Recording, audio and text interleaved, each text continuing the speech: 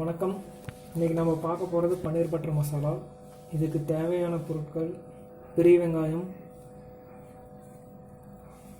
தக்காளி, பட்டர், பன்னீர்,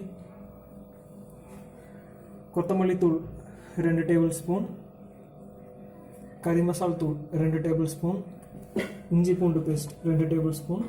இஞ்சி பூண்டு பேஸ்ட் நீங்கள் அரைக்கும் போது இதோட பட்டை, கிராம்பு, சோம்பு சேர்த்து அரைச்சிக்கோங்க. அதுக்கடுத்தது Kashmiri red chilli powder 1 table spoon, சர்க்கரை 2 டேபிள் ஸ்பூன், பொட்டுக்கடலை. நீங்கள் பொட்டுக்கடலை யூஸ் பண்ணலாம், இதுக்கு பதிலாக முந்திரி வேணாலும் யூஸ் பண்ணிக்கலாம். ஓகே, இப்போ பன்னீர் பட்டர் மசாலா எப்படி செய்கிறதுன்னு பார்த்துக்கலாம். பன்னீர் இந்த மாதிரி சின்ன சின்ன பீஸாக கட் பண்ணி வச்சுக்கோங்க. இப்போ இதை நம்ம என்ன பண்ணோம் அப்படின்னா ஆயிலில் டீப் ஃப்ரை பண்ணிக்கலாம். ஓகேவா? இப்போ ஆயில் நல்லா ஹீட் ஆயிடுச்சு. கட் பண்ணி வச்சுருக்க பன்னீர் பீசஸை இதை நல்லா டீப் ஃப்ரை பண்ணி எடுத்துக்கலாம்.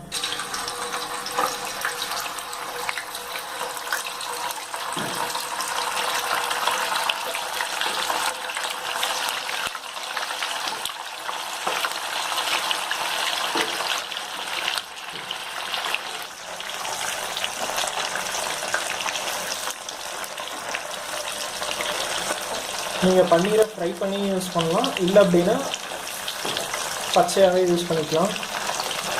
இது லைட்டாக ஃப்ரை ஆனால் போதும்.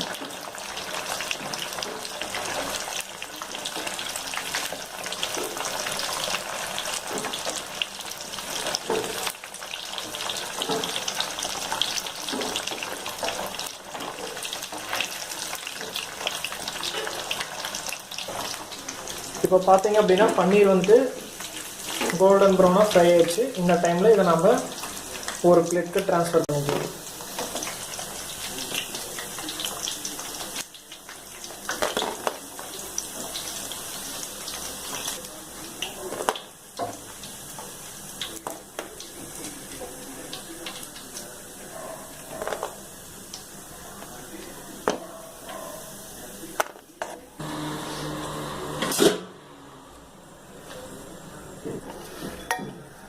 ஒரு 4லேருந்து 5 டேபிள் ஸ்பூன் ஆயில் விட்டுக்கோங்க.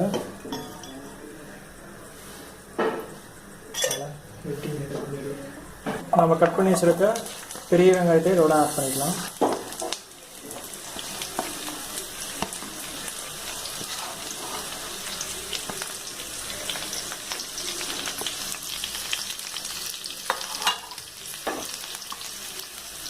இது பச்சை வாசம் போகிற வரைக்கும் நல்லா குக் பண்ணிக்கணும்.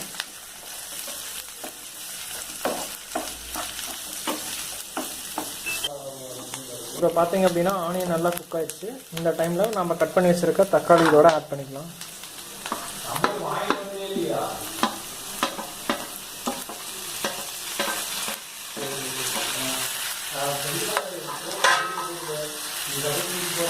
நாம் இந்த கிரேவிக்கு வெறும் தக்காளியும் வெங்காயம் மட்டும்தான் ஆட் பண்ணுறோம். அதனால் நமக்கு எந்தளவுக்கு கிரேவி வேணுமோ அதுக்கு தகுந்த மாதிரி நீங்கள் தக்காளி வெங்காயம் ஆட் பண்ணிக்கோங்க.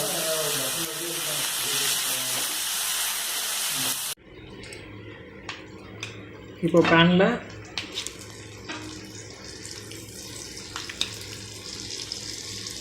பட்டர் ஆட் பண்ணிக்கலாம்.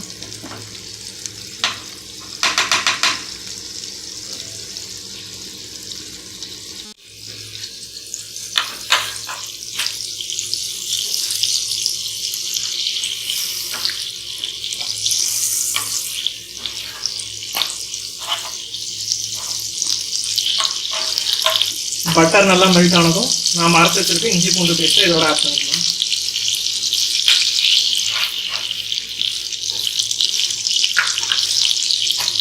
இஞ்சி பூண்டு பேஸ்ட் ஒரு 2 to 5 மினிட்ஸ் வரைக்கும் நல்லா அந்த பச்சை வாசம் போகிற வரைக்கும் குக் பண்ணிக்கணும்.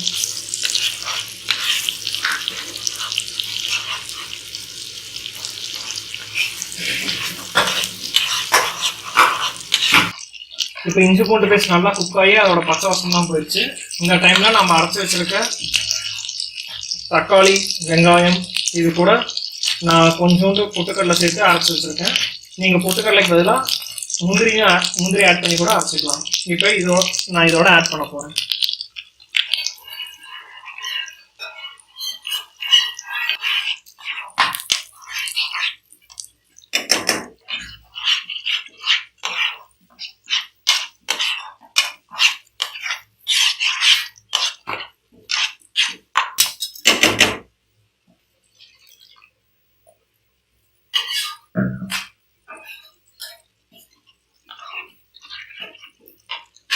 இப்போ கிரேவிக்கு தேவையான அளவு தண்ணி ஆட் பண்ணிக்கலாம். இப்போ இது கூட 2 டேபிள் ஸ்பூன் கொத்தமல்லி தூள், 2 டேபிள் ஸ்பூன் கறி மசாலா தூள், 1 tablespoon chilli powder add பண்ணிக்கலாம். நீங்கள் இது கூட வேணும்னா கலர் பவுடர் ஆட் பண்ணிக்கலாம். பட் நேச்சுரலாக இருக்கணும் அப்படிங்கிறதுக்காக நான் இது கூட எந்த ஒரு கலர் பவுடருமே ஆட் பண்ணல.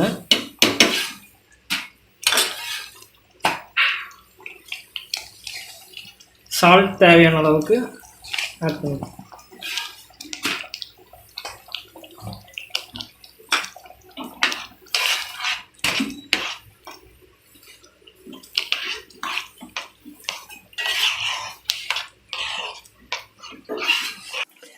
அப்புறம் நம்ம ஆட் பண்ணி வச்சுருக்க பன்னீரை இதோட ஆட் பண்ணிக்கலாம்.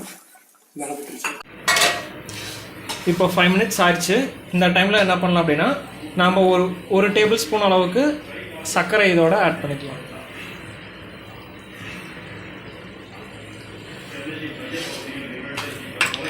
போட்டு நல்லா மிக்ஸ் பண்ணிடுங்க.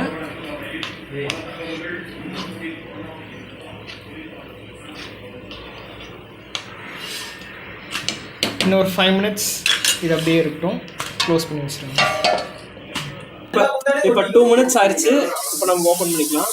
இந்த ஸ்டேஜில் நம்ம ஸ்டவ் ஆஃப் பண்ணிவிட்டு ரிமைனிங் இருக்க பட்டரை வந்துட்டு இதோட ஆட் பண்ணிக்கலாம்.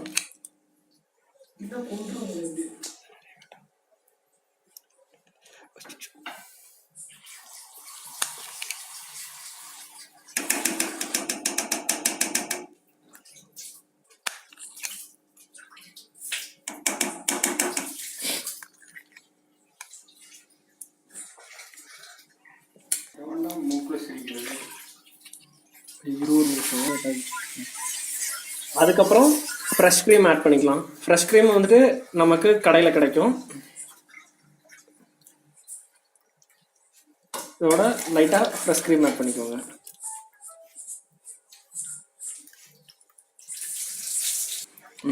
ஃப்ரெஷ் க்ரீம் ஆட் பண்ணதுக்கப்புறம் இதை மிக்ஸ் பண்ணி விடாதீங்க. நம்ம வந்துட்டு சாப்பிட்றதுக்கு பரிமாறும் போது அப்போ மட்டும் அப்படியே குழம்பு வந்து மிக்ஸ் பண்ணி சர்வ் பண்ணுங்கள். டேஸ்டான பன்னீர் பட்டர் மசாலா ரெடி. இது நம்ம சப்பாத்தி, நான், ரொமாலியன் ரொட்டி எல்லாத்துக்குமே சைட் டிஷ்ஷாக சாப்பிட்லாம். தேங்க்யூ.